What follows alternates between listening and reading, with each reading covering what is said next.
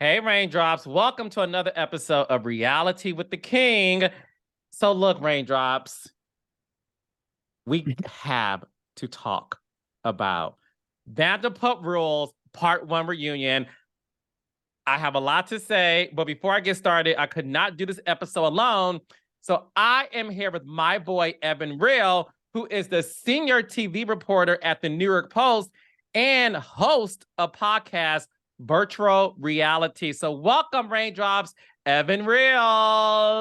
Oh my goodness. Thank you so much, Carlos. I am happy to be here again and to talk about part one of the Vanderpump Rules reunion. I haven't fully recovered. I don't know if you watched the uncensored, pumped up version on Peacock, but that if you guys have not watched that version, that is the version to watch because the shots that are fired, especially from LaLa and James's direction, uncensored, it's so good. It is so good. So wait, is it uncensored because they don't bleep out the curse words, or are we also seeing new footage that did not air on Bravo? Both. So you're definitely hearing all the curse words, and then there are a few little moments spliced in that we didn't see in the version of the reunion that aired on Bravo. I think one of the revelations was that Sheena was told by Raquel that Tom told Raquel that that Tom and Ariana were in an open relationship. So he was the one spreading the rumor, as Ariana suspected. Like, it came from him. Oh, well, listen. I told my Raindrops, Evan, that I don't watch Vanderpump Rules. I caught season one, a couple of episodes of season one, and this is a true story. I was like, oh, this show is good. But for some reason, it was never on my radar in terms of appointment television, right? But I never Tuesdays, I'm watching VPR. That wasn't me. Long story short, Vanderpump Rules has been off the grid for me for 10 years. I have no idea.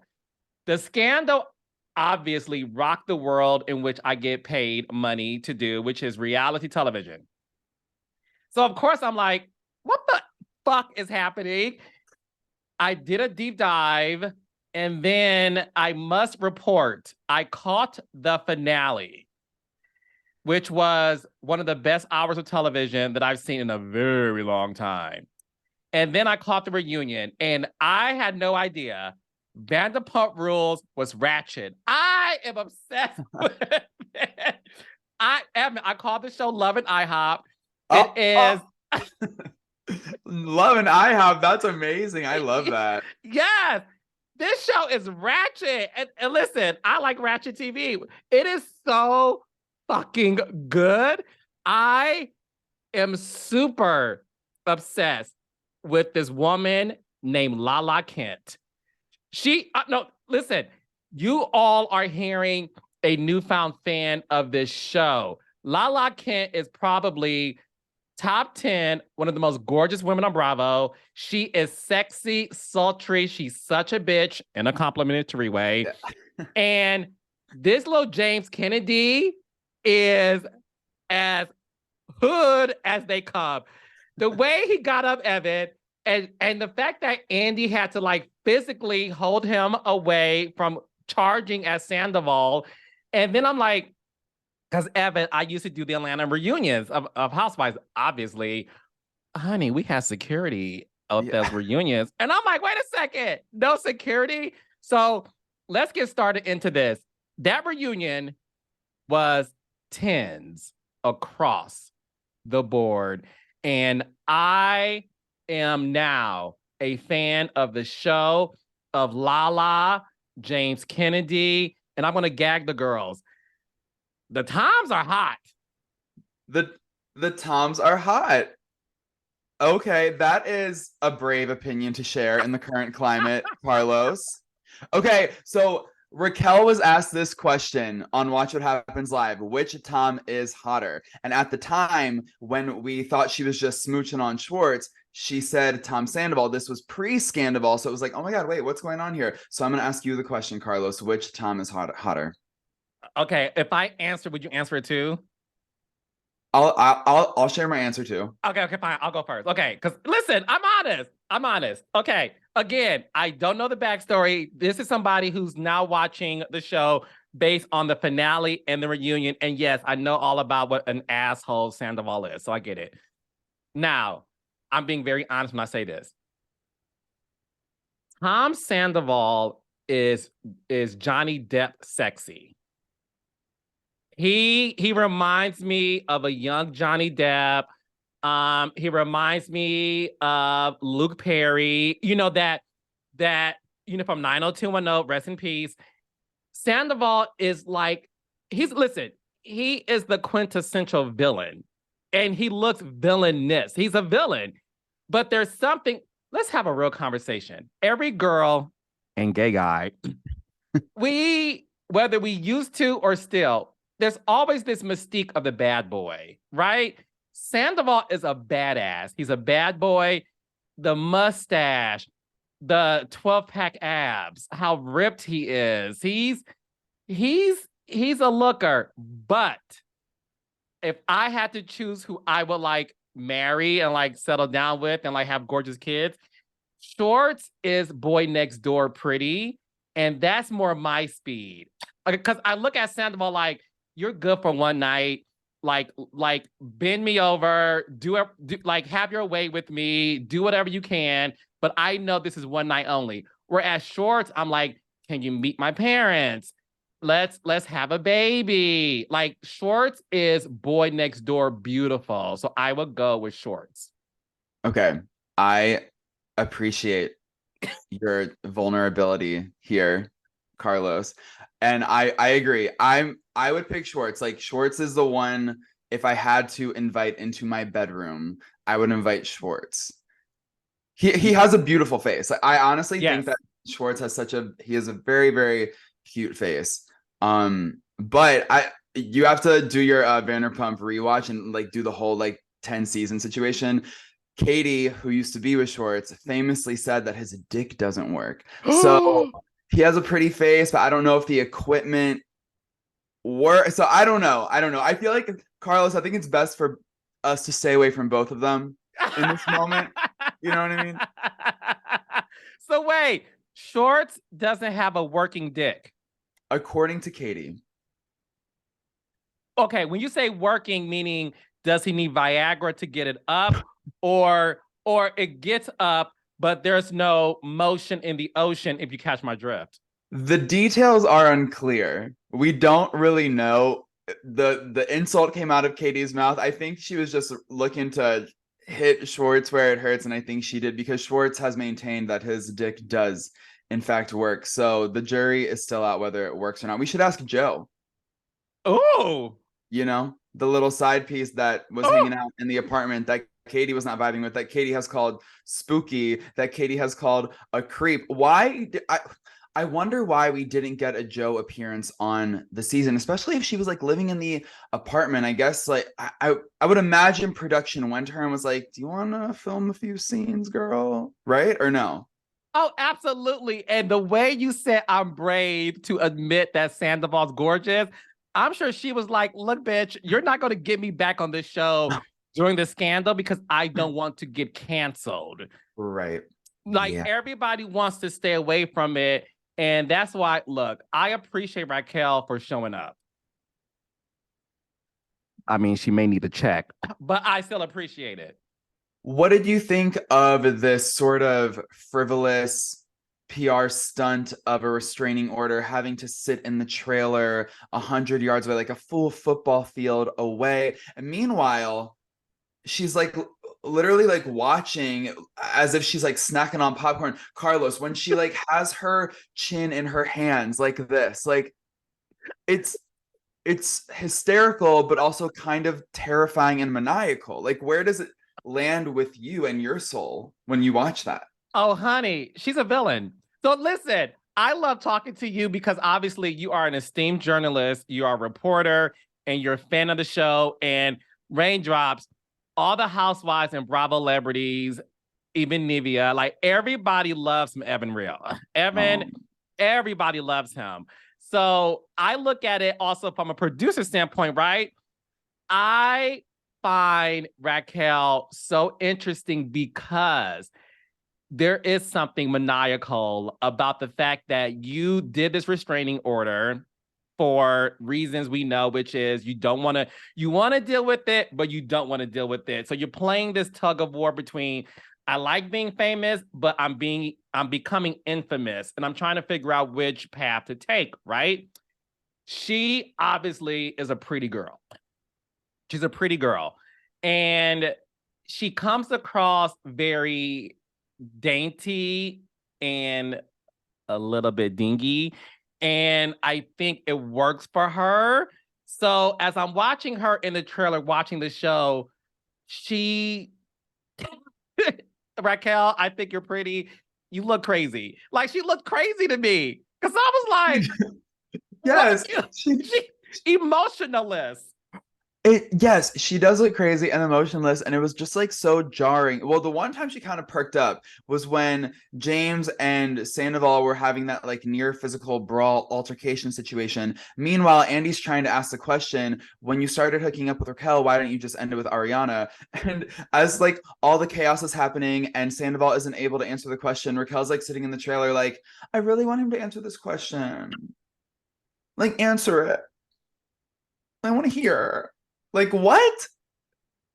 What do you think he's gonna say? It's like she was waiting for some like, I don't know, like loving soliloquy or something. Like what?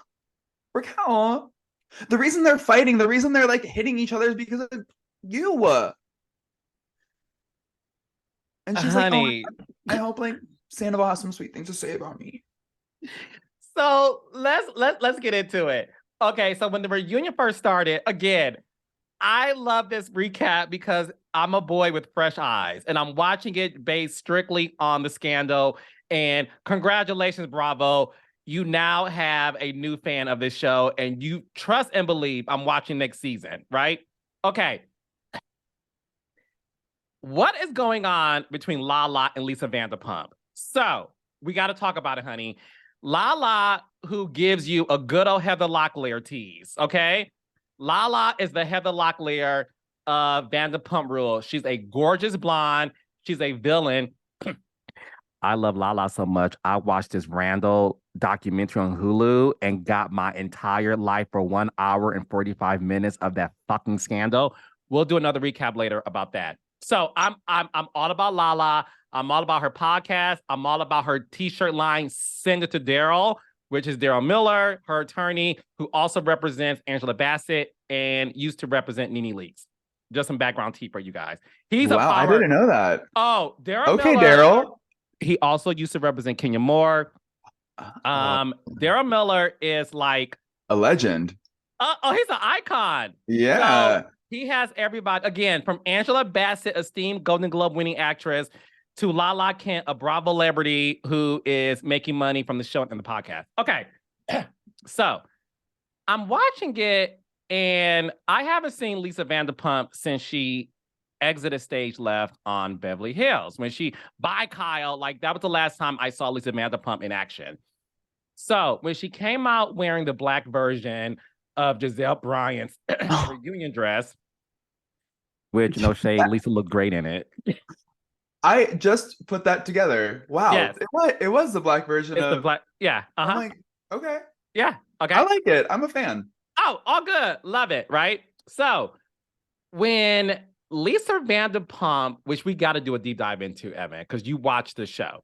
Mm-hmm. When Lisa Vanderpump started to defend Tom Sandoval, well, don't call him dangerous, darling. Don't call him dangerous. That's a very strong accusation. Don't call him dangerous, right? And LaLa's like, I pretty much paraphrasing, LaLa's like, I didn't ask for your fucking opinion. And I was like, oh, these people do not respect Lisa Vanderpump at all. And Lisa Vanderpump looks shocked. What the F is going on the show to where Lisa Vanderpump, from my understanding, she's their boss. She's the grand dame. The show is named after her. But I get the sense that they don't respect her and she's gagging because the way you control those 90210 bitches, you're not able to do that to these millennials. Yeah, I was honestly so shocked to see LaLa come at Lisa Vanderpump that way. I'm not saying I didn't enjoy it. Like I was absolutely living for it because I love when anyone sort of like defies authority, whether I agree with it or not. I certainly like feel the rush watching it. But I think with Lisa Vanderpump, you know, the only person really truly working at the restaurant is Raquel. Like that's the only full-time cast member working at the restaurant.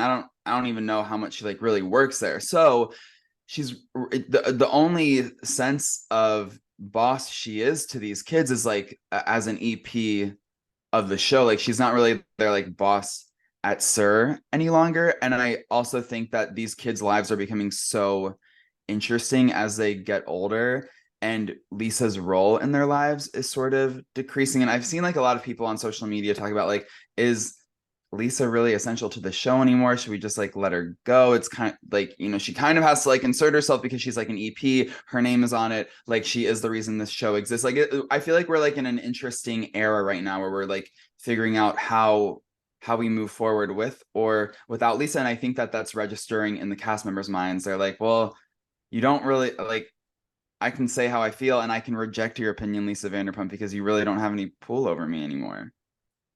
It took some balls.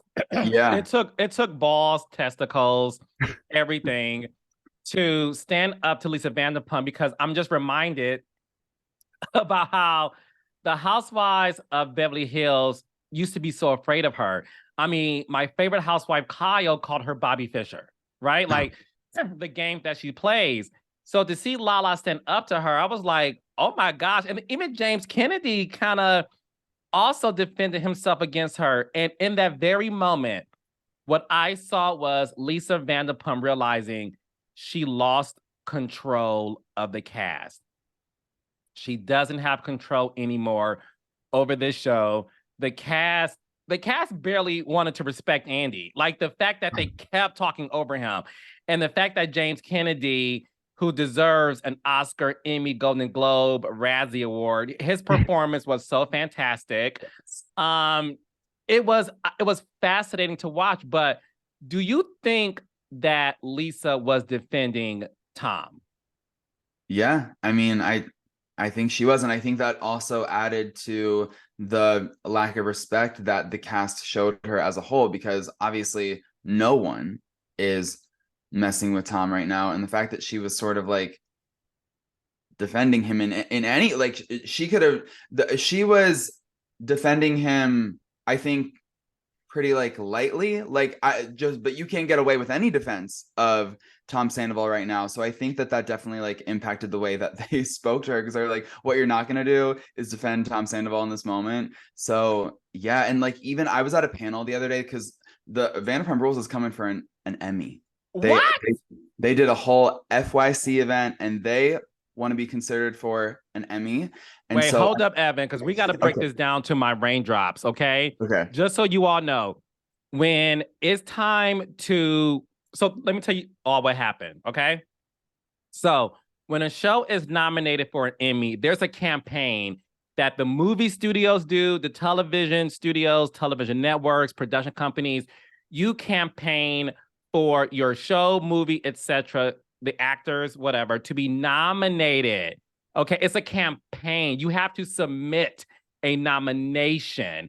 And the Television Academy is a group of people in the industry, and they have to vote for which ones can even make it in the nomination category, then wins. So what FYC means is for your consideration. So if you live in LA, girl, go to Sunset Boulevard and you will see tons of billboards with FYC, because the studios are campaigning for an Emmy nomination. Now, look, when it comes to reality TV, unless you're Shark Tank, RuPaul's Drag Race, or Amazing Race, you typically don't get nominated or even win an Emmy in the docuseries category, which is Vanderpump Rules, Housewives, etc. So, Evan, tell us what is happening with Vanderpump Rules campaigning for Emmy nomination.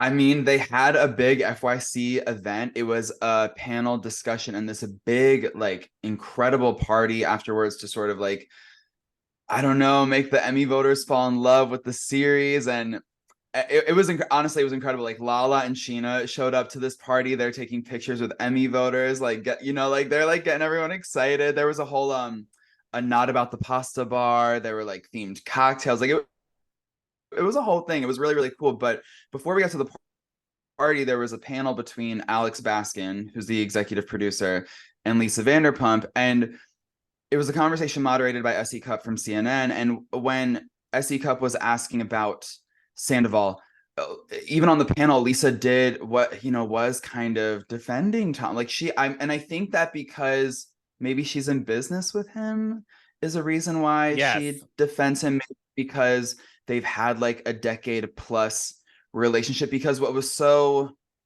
a little jarring was Lisa's defense of Tom and the empathy that she has for him juxtaposed against the way she talks about Raquel, who she even called Rachel at some point. Like, Evan, shut the fuck up. What? Yeah, like Lisa called her Rachel at one point. So it's clear that Lisa, and from what I see, has more respect for Sandoval than Raquel, which is just so interesting. And apparently Raquel is off the grid. She's at the mental health facility. Lisa says she hasn't heard from her since the reunion.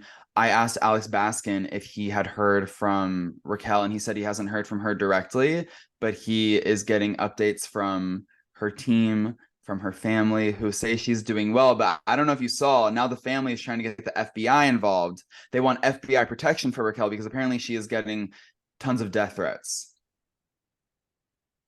Yeah, the FBI is getting involved. What?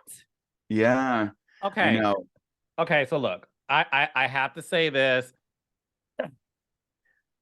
Bravo fans, reality fans, all even me and Evan included, we're still fans of the show. It's one thing to have an opinion like we're having now, but you see the difference is we're not tearing Raquel down. We're having fun. We're laughing at, obviously, the moments within the show. You guys got to stop bullying people on social media. You can't sit up here and say mental health is important and you harass and bully people. You can't, it doesn't go hand in hand. Listen, Raquel made a mistake. I was about to say she made a mistake, but that's even like reaching. So I'm not going to, whatever. Let me stop. It wasn't a mistake because a mistake you kind of do once and not continuously. So Carlos King, you need to stop. It's not a mistake. So I checked myself in the moment before y'all do. Okay. Raquel did something abhorrent, right? You don't sleep with your best friend's man. Like, that's like girlfriend 101. Period. Okay. But it doesn't mean that gives us the right to bully and harass somebody to the point where they're checking into a mental health facility, allegedly, and is now getting the FBI involved. Like, Evan, this is serious. I know. And so I know that the family has put in the request to have the FBI protection. I don't know if the FBI is willing to take this on. I don't know if they have it in their schedule to take care of Raquel. But yeah, I guess the family is really worried. Okay, so let's get back into all of this. One of the things we saw at the reunion, Evan, Tom not having the same story of timeline. Okay, so Tom Sandoval alleges in his one-on-one with Andy, which by the way was super genius to do the one-on-one so that you can make sure, which, listen, so smart. You want to make sure that without the peanut gallery, you're able to say how you feel without any interruption. And also to make sure that what you say can be used against you in the court of a reunion. Okay. So Yes. Sandoval alleged that the affair started around August. Okay. Yes. Uh-huh. That's what he said in his one-on-one with Andy.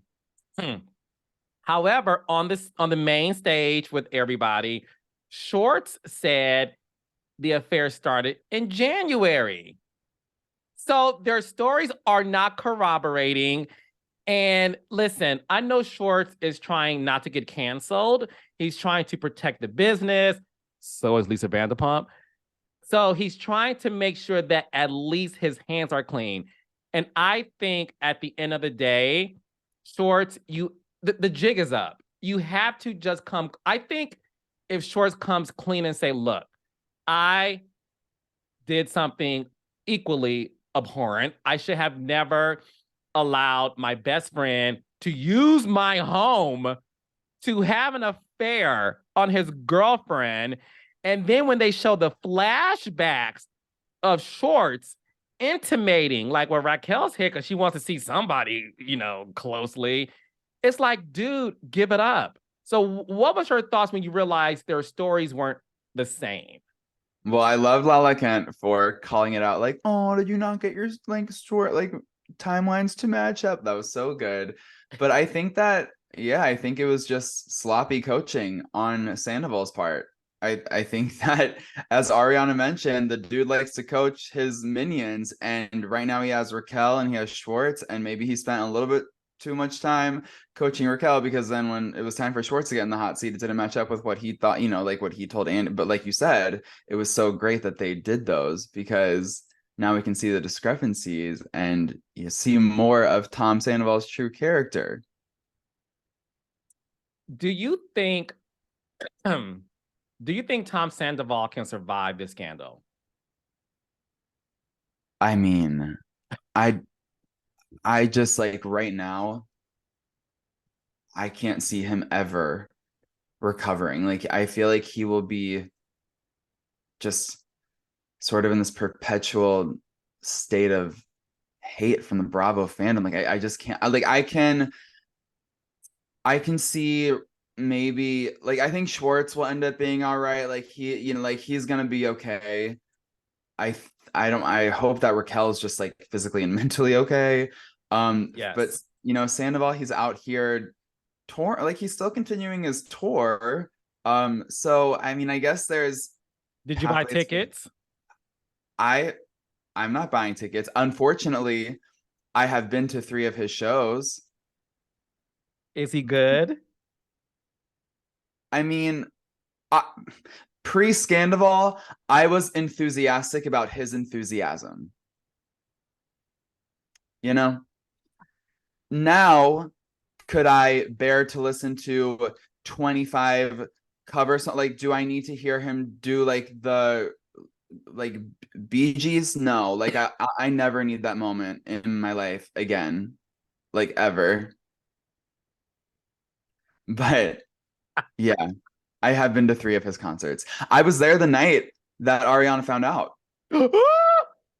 Yeah, I was there because he was performing his songs, his first original single, Superstars, at Tom Tom, pegged to the episode that was airing that night. And so I was invited, the only reporter invited to interview him, because I one time wrote this music feature on Tom Sandoval. And like I said, I was enthusiastic about his enthusiasm.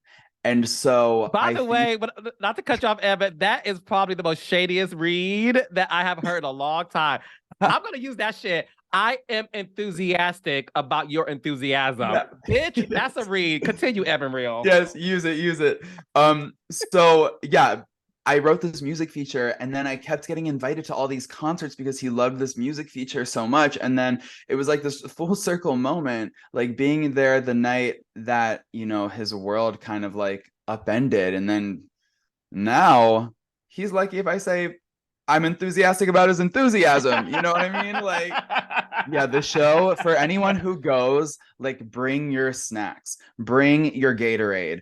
You need to prep, because it is a very, very long show and you don't know when it's going to end, because I think that sometimes he just likes to add more and more songs because he truly loves the sound of his own voice. And from what I've seen on social media, even though he likes to extend these shows, I don't know how much he likes to sort of mix up the set list, because I do keep hearing the same songs. Like, he loves doing Stacy's Mom, and one day it's Raquel is not the one for me, the next day it's Raquel is so hot for me. So he's trying to keep it interesting, keep you intrigued. But the people who are showing up to his shows are they have signs that say Team Ariana and fuck Sandoval. They're not, it's not fans showing up to the concert. No one's enthusiastic about his enthusiasm anymore. They're enthusiastic about Clearly, dragging his ass. that's clearly what it is. But you know what's so funny about that? At the end of the day, y'all are still buying tickets, so you're putting money. Isn't that so? That's true, but he's also been having trouble selling out shows, and so like now tickets are BOGO. Like you get a BOGO deal with the tickets. Like buy one, bring a friend for free. That's where we're at, Carlos. Honey, not a coupon deal on Groupon, honey. Wow. I Oh, know. okay. Listen. All right. So we're talking about next season now because Carlos King is officially a VPR stan. I'm invested, but I'm only going to be invested, everybody, if I'm getting Ariana, Raquel, and Tom the same season. So there has been rumors, Evan Real, that Ariana, excuse me, has said, I'm not filming with them, which to me is the kiss of death for any reality star. You never say what you're not going to do. You don't give ultimatums because you get fired. I've seen it happen firsthand. Don't ever do that. Can Ariana have the power to say that? And if so, and be very honest, seriously, are we interested in Vanderpump Rules without seeing no interactions between Tom, Raquel, and Ariana? Yeah, I think the cast and producers need to figure out a way to make that happen. I did ask Alex about that the other night when I saw him, and what he did say was like, look, like Tom and Ariana like still live in the same house. So even just like the logistics of that connect them. So if cameras go up tomorrow, they still live in the same house. So you are going to kind of get that awkward scene where they cross paths in the house. So like there is a way to make it work. I mean, like you mentioned, Ariana said she doesn't want to film with Sandoval or Raquel. There's got to be like some sacrificial lamb who's willing to be the sort of like conduit for connection. And the only person I can think of, and I love her so much, she's such an icon. She gives everything to her job on the show, is Sheena Shea. I think that she could build some sort of, not even a bridge, but be sort of like the liaison between two groups. I'm not saying that she needs to be best friends with Raquel and Tom Sandoval again, but like she did have really deep, strong connections with both Sandoval and Raquel. So she would be the only one that would make sense in my mind to be involved in whatever we have to do to make everyone work. But Alex has said there is a big twist coming at the end of the reunion part 3. It's something that only one cast member and the showrunner is aware of. It's a twist so shocking that it is going to impact how cast members feel about moving forward with the show. So I don't know what the twist is. There was a rumor that the secret was that Lisa knew about the affair longer than she had let on and didn't tell Ariana, but Ariana has said she doesn't believe that rumor. I did ask Lisa about that, and she didn't answer my question. So Evan Real has dropped an exclusive on Reality with the King. Yeah. Sound effect now, Sierra. Look, one thing about Evan Real, because let me tell you about Evan. Evan obviously is super gorge. He is the nicest guy in the world. He is so welcoming.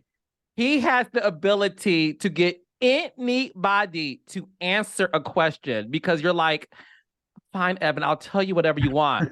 So I am gagging that Lisa Vanderpump did not answer your question.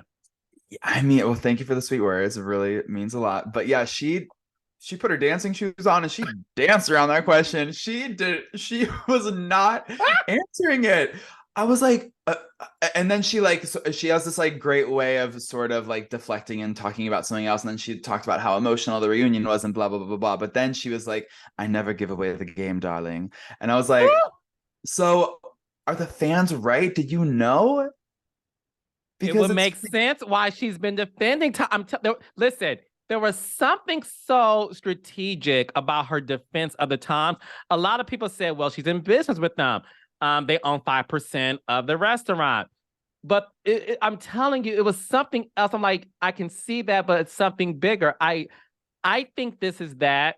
It could be that, excuse me, because in the words of Kyle Richards, she is Bobby Fischer, and it's chess when you're playing the game of reality TV with Lisa Vanderpump.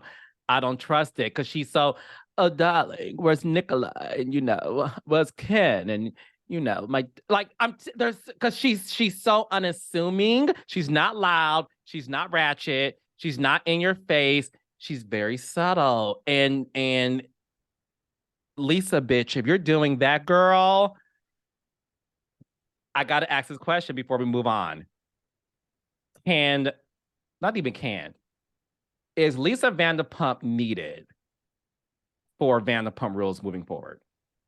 I mean, I think if you ask the chorus of fans on social media, a lot of them would say no. I mean, I know that she feels like a mother and a mentor to a lot of these kids, but even Ariana said on the reunion, like, if you keep up a relationship with Tom, like, I'm just not going to be as close with you. Like, I'm not gonna hang out at Tom's home. I'm not going to come to Sir. Like, I just don't want to be around you if you're going to be around Tom Sandoval and like continue on with this relationship. And I think that at this point, like 89.99% of the cast feels that way too. So I think in this current moment, the cast would be more than happy to film without their mama, I don't know. I feel like, it feels like some of the fans and a lot of the cast don't think she's necessary.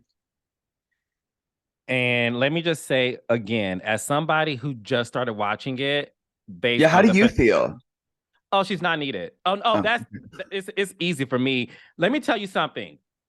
And when I say this, to me, it's a compliment. I didn't know Vanderpump Rules was ratchet. I was like, these kids. Listen, I'm old, so they're kids to me. But the way it's hard to describe. I have not seen a fascinating group of millennials from that age group and that sector of life since The Hills. I'm talking about Chris and Cavallari, Lauren Conrad, Heidi, Spencer, Audrina. Like, I've never seen a group of millennials in that sector of life who are tailor-made for television, because at the end of the day, what I love about the Vanderpump Rules cast, yes, they're rich and famous and all these things, they still have this sense of normalcy. Like the way they converse with each other, the way they allow themselves to behave. It's not like, and y'all gonna read me for saying this, but it's fine, y'all read me anyway. It's not like Housewives, where once Housewives get a taste of fame, all of a sudden it's about my brand, and I'm not going to argue anymore because I'm all about peace and love and happiness, or I'm not going to give you a moment. I'm not, I don't like that. And one thing I will give those Vanderpump Rules kids is the fact that they are still very relatable in the sense of what's happening in their everyday lives. And when I saw Lisa, and again, because I haven't watched the show in 10 years, when I saw Lisa sit next to Andy, I was like, why the fuck are you here? And then when she started interacting, I was like, honey, you're aged out. You got to go. I'm only interested in these kids and what they have going on. So I don't think, and I like Lisa Vanderpump. I'm just saying, for Vanderpump Rules, the game has changed. The show, from what I was told, was on the verge of being canceled, possibly because it was no longer interesting. And the people who are going to save the future of Vanderpump Rules is going to be the Toms, that amazing James Kennedy, the super gorgeous and super villainous LaLa, Raquel, Katie, Sheena. Like, I'm invested in them. As a producer, when you think of, okay, so you're thinking about Ariana refusing to film with Tom and Raquel, but we need to move forward with the next season, including Tom and Raquel and Ariana and everyone. Like, what kind of like puzzle would you put to get, like how would you make it work if you had to? Great question. Listen, no one gives me an ultimatum. You're off the show if you do that. Like there's ways of saying things like for my, for the safety of dot dot dot. Then of course you take that seriously. So I want to make that very clear. For someone's safety, physical safety, mental health safety, then yes, you take those things into consideration. So I would need to know how deep it is, but I would easily listen. If I was a producer or Ariana's friend or the owner of the company who produced it, and Alex Baskin is one of the most genius producers in the world, so shout out to him. I Yes. would easily say to Ariana, you are possibly the most popular reality star in the world right now. If you want to continue being that and take advantage of that outside of the show, it would work in your best benefit to make sure you continue being seen with them, to give it those moments. The moment you feel like you're bigger than the show or you have surpassed the scandal, no one's going to care about you. So those fake moving boxes, little move you did for your endorsement, no one's going to be contacting you. Ariana was on The fucking View. They transformed the set of The View to Vanderpump's Rules set. So Whoopi wild. Goldberg hates reality television. So does Sunny Hostin. Thank you, Bethany. Like the only one who's into it, who's into reality, is Sarah and Alyssa. You were on The View. It's in your best benefit. If I would say to Alex Baskin, whatever you guys think you need, I'll do it. Yeah. I'll do it. Tom needs it. Raquel needs it. Give this to us. It's in your best interest to do it. If you don't do it, all this fame and notoriety and endorsements is going to fall because no one's going to care. All right, Carlos King with a word. Well, there you go. Now, before I let you go, because again, everybody loves Evan, honey. Oh. I recently saw you hanging out with one of my favorite housewives, Erica Jane, who just Yes. announced she's having a Vegas residency, which, by the way, Erica Jane, me and Megan McCain said we're going together. So hook us up with tickets, sis, because we're going to come support you. Okay. So with that being said, you did an interview with her. What can you tell us is happening on this very anticipated season on Beverly Hills in terms of the overall scope and or what's happening with Erica Jane? So Erica Jane, she seems to be in a much better place than when she was last year. I feel like she's focusing on the music, the residency, the fashion, the fun. She's like, I don't want to talk about Tom Girardi anymore. Like, last year it was like pills and alcohol and crying and yelling. I feel like she's definitely elevated beyond that space. But when I talked to her, I was like, who's being messy this season? And she said that Sutton and Kyle Ooh! have been kind of messy. Which, I mean, I know that Sutton and Kyle have sort of like bumped heads a little bit before, but I don't know if I, would have considered them like full on messy. So I'm excited to see what that's all about. I did talk to Kyle too recently, and she, confirmed that there are people on the show coming for her marriage, trying to pretend that she and Mauricio are not in a good space and place. And the only dots I can connect is that was Sutton the one to say something about her marriage? She was kind of annoyed because I guess she was photographed going to the gym without her wedding ring on. And so then a big deal was made about like, oh my God, Kyle's not wearing her wedding ring. So I don't know if Sutton was involved, but whatever it is, I cannot wait to see it play out. I also hear that Anne-Marie girl, the new girl, is causing a lot of trouble. Ooh. Yeah. So. Well, I also heard Teddy Mellencamp came and caused some trouble too, Evan. Okay, so I was there the night that Teddy Mellencamp Shut up! Yeah, so it was a beautiful event that Kyle threw on. It was a mental health awareness event. I think the organization was called NAMI, and it was in honor of her friend who passed away to suicide last year, and it was like a very like emotional event. And so I was just like in a very like reverent space, and apparently Teddy is out here causing mess, causing chaos, you know. And I only heard about it later, like I guess she like got into a very heated discussion, and I'm trying to remember who I saw her chatting with, I think. And I don't know if this was the discussion that was so heated and that was so messy, but I did see her catching up with Crystal. Ooh, I don't ooh. know if like Crystal's involved. I don't know. But I love that Teddy got back in there and did her thing, because I think that Teddy, with a few years off and with the success of 2Ts, I think there's a new sense of confidence in her. And I think that Yes. if she were to go back to Housewives, I think she just knows herself a little bit better Yes. and would really put in the work and not give a fuck. And you heard it here first, Raindrops. Evan, I could not agree with you more. Listen, I know Teddy at one point was considered the most boring housewife of all time. I think Peggy from OC would say that's me. Yes, No shade, definitely. Peggy. I love your lifestyle, but dot dot dot. I agree with you. I think Teddy is confident.